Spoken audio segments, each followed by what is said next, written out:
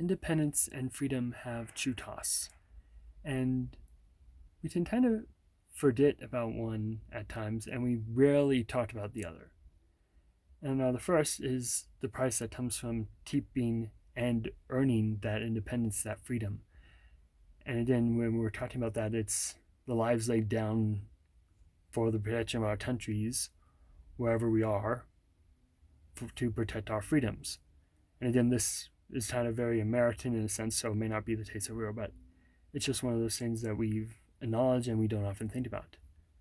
We only acknowledge it on certain days. But yet there's also the cost of freedom that comes from having it.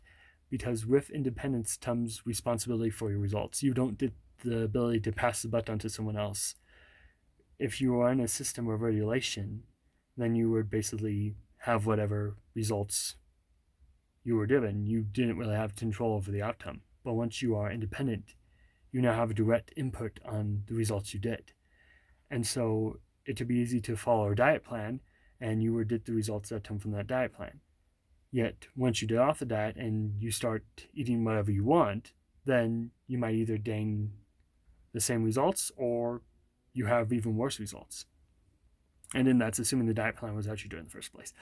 But regardless, the thing is that with independence comes the responsibility to not only keep and maintain it, but also responsibility for the results we have. And it can be interesting to have characters that have that different viewpoint, and especially because we can see it actually in people where they actually like the control. They like the system where they can pass the buck almost, where they don't have to worry about what the results are. They can be told what to think, in a sense. They can be told what to do. And again, sometimes it does help. But I think the key is that is independence more worth it to us than having that safety net? And again, there is that safety net of control, but again, there's that freedom to have your own results, to do what you want within reason, because again, you are responsible for results. You have direct input of your results. Reality kind of has a firm say on what's going to happen.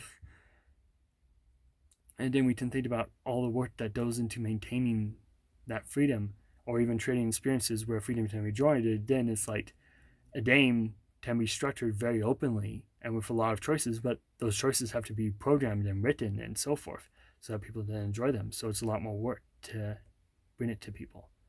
But anyway, those are my thoughts on this. Why not share yours? And happy Independence Day.